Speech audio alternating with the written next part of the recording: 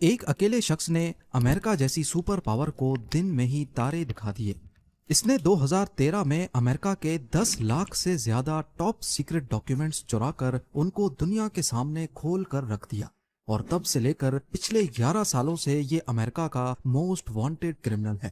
لیکن American government کا اتنا زیادہ نقصان کرنے کے باوجود آج دنیا میں اس کو ہیرو کی نظر سے دیکھا جاتا ہے۔ لیکن آخر کیوں؟ دنیا کی ٹاپ سیکرٹ ایجنسی کے ڈاکیومنٹس اس نے کیسے چرائے، ان کو کیوں لیک کیا، اور اس سب کے بعد بھی یہ امریکہ کی گرفت سے کیسے بچا ہوا ہے؟ ناظرین، 6 جون 2013 کی صبح کا سورج امریکن گورنمنٹ پر بہت بڑی مصیبت لے کر آیا۔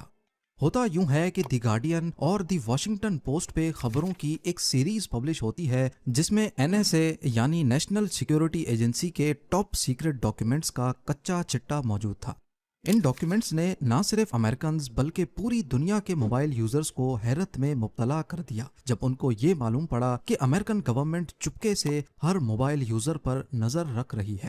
ان ڈاکیومنٹس میں NSA کے سیکرٹ پروگرام پرزم کو ایکسپوز کیا گیا تھا، ایک ایسا سیکرٹ پروگرام جو US گورنمنٹ کو گوگل، ایپل اور فیس بک جیسی کمپنیز کے ذریعے پیچھے کے راستے سے کسی بھی یوزر کے پرائیویٹ ڈیٹا تک رسائی دیتا ہے۔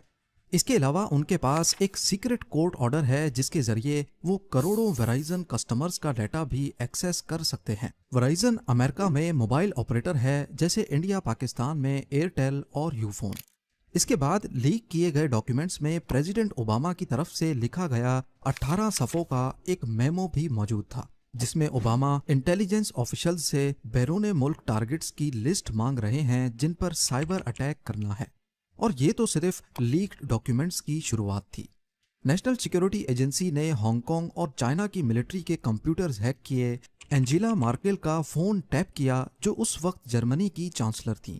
British government communication headquarters GCHQ اپنے شہریوں پر نظر رکھنے کے لیے ایک پروگرام چلا رہے تھے، اور لیک ڈاکیومنٹس میں NSA اور GCHQ کی بات چیت سامنے آئی جس میں دونوں ادارے طریقے ڈھونڈ رہے تھے کہ کیسے لوگوں کو دھوکہ دیا جائے، پروپیگنڈا کیا جائے، اور سوشل میڈیا کے ذریعے کیسے لوگوں پر اپنا اثر و رسوخ رکھا جائے۔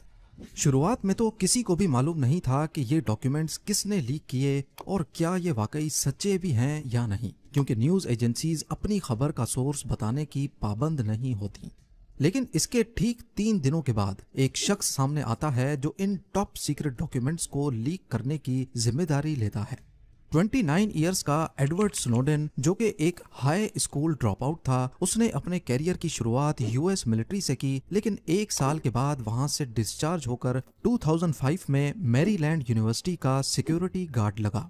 ایڈورڈ سنوڈن بے شک ہی پڑھائی میں اچھا نہیں تھا، لیکن اس کی کمپیوٹر اسکلز اتنی مضبوط تھیں کہ CIA نے اس کو جاب پر رکھ لیا۔ CIA کے ساتھ کچھ سال بتانے کے بعد 2009 میں امریکن ٹیک جائنٹ ڈیل نے اس کو ہائر کر لیا۔ ڈیل کے پاس اس وقت نیشنل سیکیورٹی ایجنسی کے کمپیوٹر سسٹمز کو اپ گریڈ کرنے کا کانٹریکٹ بھی تھا، تبھی انہوں نے ایڈورڈ کو بھی اسی پروجیکٹ پہ لگا دیا۔ جہاں پہلے اس کا رول سپروائزر کا تھا، بعد میں وہ سائبر اسٹریٹجسٹ بن گیا۔ یہاں تک تو ایڈورڈ سنوڈن CIA اور NSA کے لیے ہیرے کی مانند تھا، تو پھر آگے ایسا کیا ہوا جو اس کو انہی ایجنسیز کی طرف سے غدار کہا جانے لگا؟ اصل میں ایڈورڈ کا سائبر اسٹریٹجسٹ سے غدار بننے کے پیچھے ایک واقعہ ہوا تھا۔ NSA کے کمپیوٹرز آپریٹ اور اپ گریڈ کرنے کے دوران ایڈورڈ کو معلوم پڑا کہ نیشنل سیکیورٹی ایجنسی کے پاس کسی بھی موبائل یوزر کا پرسنل ڈیٹا ایکسیس کرنے کی پاور موجود ہے۔ اس نے کچھ ریکارڈز بھی دیکھے جو پہلے اس کو لگا کہ شاید یہ انٹرنیشنل کرمنلز کے ریکارڈ ہیں، لیکن اصل میں یہ کرمنلز نہیں بلکہ امریکہ کے امن پسند شہری تھے۔ اسی دوران امریکہ کی کانگریس میں انٹیلیجنس کے مدعے پر ایک بحث چل رہی تھی۔ رون وائڈن، جو کہ ایک امریکن پولیٹیشین ہیں، انہوں نے بھری کانگریس میں نیشنل سیکیورٹی ایجنسی کے ڈائریکٹر جیمز کلیپر سے ایک سوال کیا کہ آپ کی ایجنسی امریکنز کا ڈیٹا اکٹھا کرتی ہے یا نہیں۔ کانگریس کا یہ سیشن نیشنل ٹیلی ویژن پر بھی براڈ کاسٹ ہوا۔ جیمز کلیپر نے کروڑوں لوگوں کے سامنے بولا کہ نہیں، ہمارا کام صرف فورن انٹیلیجنس ہے۔ ایڈورڈ سنوڈن اس وقت ٹیلی ویژن پہ اپنے ڈائریکٹر کو صاف صاف جھوٹ بولتا دیکھ کر حیرت میں پڑ گیا۔ اس کو اتنا غصہ آیا کہ 3 دنوں کے بعد اس نے ڈیل کی جاب کو چھوڑ دیا، جہاں سے وہ سالانہ $2 لاکھ کما رہا تھا۔ 2013 میں اس نے ڈیل کو چھوڑ کر بوز ایلن ہیملٹن کو جوائن کیا، جو کہ یو ایس ملٹری، CIA اور NSA کے لیے کام کرتی تھی۔ یہاں پر بھی اس کو NSA کے ہی ایک پروجیکٹ پہ لگا دیا گیا۔ نیشنل سیکیورٹی ایجنسی کا کہنا ہے کہ ایڈورڈ نے ہمارے سسٹم سے اتنی فائلز چرائی ہیں کہ ان کا اندازہ لگانا بھی مشکل ہو رہا ہے، کیونکہ ان کی تعداد 20 لاکھ سے بھی زیادہ ہو سکتی ہے۔ لیکن ایڈورڈ نے ایسا کیا کیا جو وہ ٹاپ سیکرٹ ایجنسی کی فائلز کاپی کر گیا، وہ بھی کسی کو بھنک پڑے بغیر؟ حیرانی کی بات یہ ہے کہ اس کام کے لیے اس نے کسی پیچیدہ ہیکنگ ٹولز کا استعمال نہیں کیا، بلکہ یہ سارا کام ایک چھوٹی USB ڈرائیو سے کیا گیا۔ پر آخر کیسے؟ کیونکہ نارمل آفیسز میں ہی ڈیٹا چوری ہو جانے کے ڈر سے خاص طور پر USB ڈرائیوز پر پابندی ہوتی ہے۔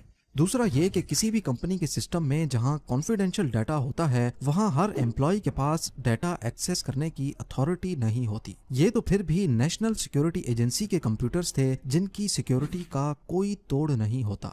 ایڈورڈ سنوڈن نے یہ کام کرنے سے پہلے اپنے بھاگنے کا پلان بنایا اور اپنی لوکیشن کا فائدہ اٹھایا۔ کیونکہ وہ بوز ایلن ہیملٹن کی طرف سے NSA کے پروجیکٹ کے لیے ہائر کیا گیا تھا، اسی وجہ سے اس کو ہوائی میں NSA کے میری لینڈ ہیڈ کوارٹرز سے 5000 میل دور رکھا گیا تھا۔ ہوائی میری لینڈ سے 6 گھنٹے پیچھے ہے، جس کا مطلب کہ جب ایڈورڈ اپنے ہوائی آفس میں کام کرتا، اس وقت تک NSA کے ہیڈ کوارٹرز میں سب چلے جاتے تھے۔ دوسرا فائدہ یہ تھا کہ اس کو NSA ہیڈ کوارٹرز کے سرورز تک تھن کلائنٹ سسٹم کے ذریعے رسائی حاصل تھی، جو کہ اصل میں آؤٹ ڈیٹڈ تھا۔ تیسرا فائدہ یہ کہ ایڈورڈ خود وہاں سسٹم ایڈمنسٹریٹر تھا، یعنی اس کی پروفائل کی ہائی سیکیورٹی کلیئرنس تھی، جس سے اس کے پاس زیادہ رائٹس تھے، یعنی وہ بنا نظروں میں آئے کسی بھی سسٹم سے ڈیٹا کاپی کر سکتا تھا۔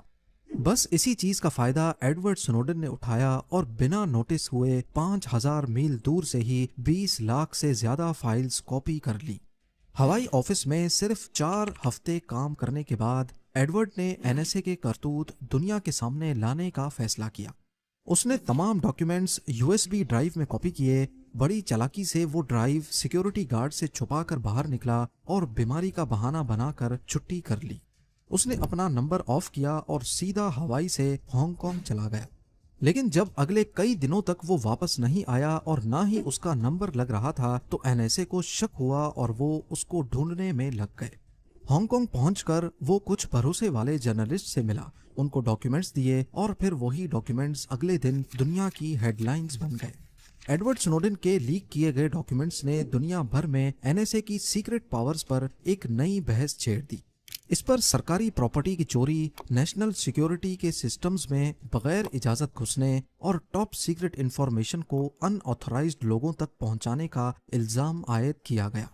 ساتھ ہی امریکن گورنمنٹ نے ہانگ کانگ سے مطالبہ کیا کہ ایڈورڈ کو ہمارے حوالے کیا جائے، لیکن وہ بھی اپنا ہر قدم پہلے سے پلان کر کے بیٹھا تھا۔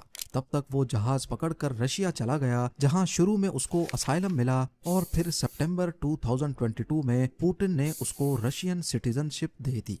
تب سے لے کر ایڈورڈ سنوڈن کئی انٹرویوز دے چکا ہے، جس میں اس نے بتایا کہ کیسے ہمارے فونز ہماری ہی جاسوسی کرتے ہیں۔ اس نے نوزی اسمرف نامی ایک ٹول کا ذکر کیا جو ہمارے فون کے مائکرو فون کا ایکسیس سیکیورٹی ایجنسیز کو دیتا ہے، جس سے وہ آس پاس کی آوازیں بنا کسی رکاوٹ کے سن سکتے ہیں۔ کچھ لوگ ایڈورڈ سنوڈن کو غدار سمجھتے ہیں، جبکہ کچھ کا ماننا ہے کہ وہ ایک ہیرو ہے جس نے NSA کا اصل چہرہ دنیا کے سامنے بے نقاب کیا۔ اس بارے میں آپ کی کیا رائے ہے؟ مجھے کامنٹ سیکشن میں ضرور بتائیے گا۔